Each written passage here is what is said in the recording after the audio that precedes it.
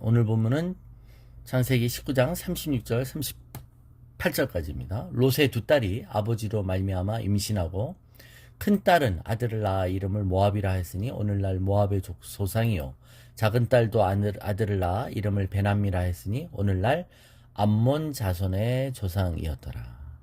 네, 산으로 피신했던 롯의 두 딸과 롯은 그들이 익숙했던 소돔의 문화를 따라 근친상간으로 인해 아이를 임신합니다. 근데 그 아이들이 모압과 암몬의 조상이 되었다라고 얘기합니다. 네. 이것이 어떻게 보면 이스라엘 백성들을 계속 괴롭히는, 그죠? 그런 이방 민족의 그런 모압 암몬의 조상이 되는 것이잖아요. 인간의 잘못된 선택은 부메랑처럼 이렇게 돌아옵니다. 왜 내가 이런 고통과 이런 환란을 겪는지 우리는 이것이 그 진앙지가 어디였는지 우리는 알 수 없죠. 그게 언제 과거에서부터 이것의 여파가 지금 이런 효과가 돼서 이게 무슨 나비 효과처럼 지금 돌아오는지 우리는 다 알 수 없지만 분명히 거기서는 까닭 없는 저주가 없는 거예요. 까닭 없는 저주는 없다라고 말하는 것입니다. 자, 근데 그러면서 이 롯의 얘기는 여기서부터 더 이상 나오지 않습니다. 그 다음 얘기가 안 나와요, 여러분. 그죠? 롯의 얘기는 결코 해피엔딩이 아닙니다. 그래서 갈대아 우르에서 본토 친척 아비집을 떠나야 했던 아브라함이 그 친척인 조카 롯을 데리고 나온 것이 결국 결론적으로 보면 잘못된 선택이 아니었냐라고 말하는 거예요, 결과론적으로. 자, 근데 우리가 여기서 상상할 수 있습니다. 롯이 이제 소돔과 고모라에서 나왔고 산으로 더 갔습니다. 그 산에 아무도 없죠. 그러면 롯이 갈 곳이 산에서 나와서 갈 곳이 없느냐 이겁니다. 우리가 상상해 볼 수 있어요. 롯은 왜 아브라함한테 가지 않았을까요? 라는 것입니다. 천사들은 롯을 구원할 때 너의 삼촌인 아브라함의 기도로 하나님이 너희들을 불쌍히 여기셔서 이렇게 구원하신다라고 말했을 수도 있어요. 그렇게 기록하고 있잖아요. 소돔에서 이뤄놓은 모든 것을 다 버리고 몸만 빠져나온 그의 가족이 돌아갈 1순위의 장소는 어디였을까요? 아브라함에게, 삼촌에게로 돌아가야 하는 것입니다. 그렇죠? 근데 왜 조카인 롯은 돌아가지 않았느냐라는 겁니다. 우리는 상상할 수 있어요. 그게 뭐죠? 롯의 자존심 때문일 것이었다는 거예요. 여러분, 우리가 창세기 14장에 보면 아브라함의 목자와 롯의 목자들 간의 분쟁이 있었습니다. 갈등이 있었어요. 풀이 양들에게 먹을 만큼 충분하지 않았으므로 목자들 간에 싸움이 있었어요. 그럴 때 아브라함이 롯에게 먼저 제안을 해줘. 네가 먼저 취하라. 네가 좌하면 내가 우하리라고 하는 거예요, 여러분. 갈등을 해결하는데 양보하는 아브라함의 삼촌의 아량이 나왔었습니다. 그렇지만 롯은 나온 것이죠. 그것을 뛰쳐나왔어요. 자기가 보기에 더 좋은 것을 선택했어요. 그래, 내가 성공해서 내가 더 이겼다는 걸 보여주리라 했을 수 있습니다. 그랬던 롯을 그가 붙잡혀 갔을 때 삼촌이 가서 구출해 왔습니다. 그렇다면 여러분, 아브라함에게 돌아갈 수 있지 않느냐 이겁니다.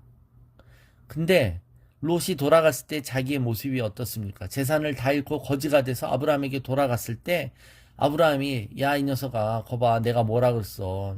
내 밑에 있지. 네가 뭔데 그래 라고 자존심이 상할까 두려워했을 수 있다는 거예요. 아브라함을 한때는 아브라함하고 갈등의 관계 속에 자신의 눈에 더 좋아 보이는 소돔을 선택해서 떠났던 사람입니다. 자신이 보기에 애굽처럼 장차 번성할 수 있는 잠재력이 있는 도시, 에덴처럼 안락해 보이는 소돔을 선택했던 것이죠. 그죠? 삼촌이 와서 구출해 줬을 때도 삼촌 고맙습니다. 제가 삼촌하고 같이 있겠습니다. 라고 하는 것을 거부했던 자입니다. 자수성가에 어느 정도 자기 성취의 기쁨을 알고 있던 자죠. 그랬던 자가 이제 삼촌에게 돌아가면 자기가 틀린 것을 인정하는 삶이 되는 것이죠. 내가 산속에서 원시인처럼 혼자 사는 한이 있어도 삼촌한테는 안 돌아가. 자존심을 버리고 은혜를 구걸하지 않겠다라는 것이에요. 그죠? 내가 순간 내 자존심에 의해서 잘못된 선택을 했다는 걸 깨닫는 순간 더 큰 잘못은 그러면서 이걸 계속 여기 있겠다라는 것이죠. 돌아가야 하는데 내가 비참해지고 구질구질 안 해주고 은혜를 구걸하지는 않을 거야 라고 생각하는 그 오류가 더 큰 실수라는 겁니다. 여러분, 은혜는 내가 구걸하지 않겠다라는 생각을 할 때 착각하는 게 있어요. 여러분, 은혜는 구걸하는 거예요. 우리가 받을 수 없는 것을 받는 거잖아요.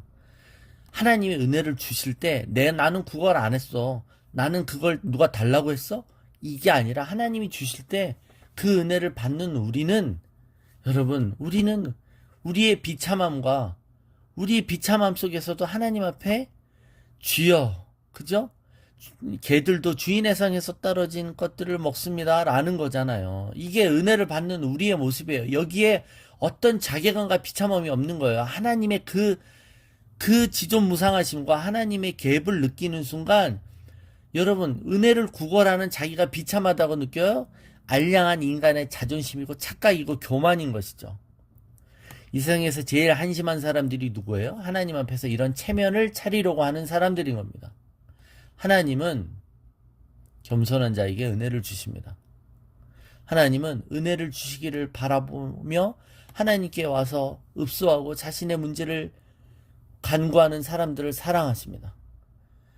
아유, 하나님, 저는 부자라 부여하여 부족한 것이 없습니다 라고 말하는 사람에게 은혜를 주시는 게 아니라, 하나님, 저는 하나님의 은혜가 없으면 살 수 없습니다 라며 궁유를 바라고 구걸하는 거지 같은 사람들의 하나님인 것입니다. 내가 부족한 게 뭐가 있어? 내가 돈이 없어? 내가 못 배웠어? 그죠? 내가 한 번 떠난 교회를 왜 다시 돌아가? 교회가 거기뿐이야? 나는 나 혼자도 충분히 은혜 받을 수 있어. 이럴 때 우리의 자존심이 우리를 더 나락으로 끌어가는 것입니다. 산에서 굶어 죽으면 죽었지 아브라함 삼촌한테는 안 가 했다는 것이죠. 여러분, 우리를 스스로 돌아보세요. 우리가 은혜를 갈급해하며 구걸하는 사람들입니까? 예, 우리가 정말 은혜를 사모하며 그런 자들이냐, 그런 갈급함과 목마름, 우리가 갈급함과 목마름을 느낀다는 것 자체가 건강한 상태인데, 갈급함과 목마른 사람들은, 여러분, 거기에 자존심이 어디 있어? 땅에 떨어진 거라도 배고프면 먹어요. 남이 먹던 거라도 먹어요. 이런 비참함과 구걸함이 갈급함에 있는 거잖아요. 그래서 내가 정말 은혜를 갈급해하며 하나님의 좋은 것들을 목말라 하는 사람들인가요? 우리 스스로를 판단해 보시라니까요. 그거를 우리가 점검해보는 바로메타가 있어요. 내가 어떤 거절감을 당했을 때, 내 자존심이 상했을 때라는 거예요. 그럴 때, 아유, 내가 여기서 반항하고 분노하는 반응이 있는지, 아니면 아유, 그러면 어때? 내가 여기, 그쵸? 그러면 어때? 내가 좋은 것을 누리는데. 그러면 어때? 하나님이 나에게 이런 것들을 주셨는데.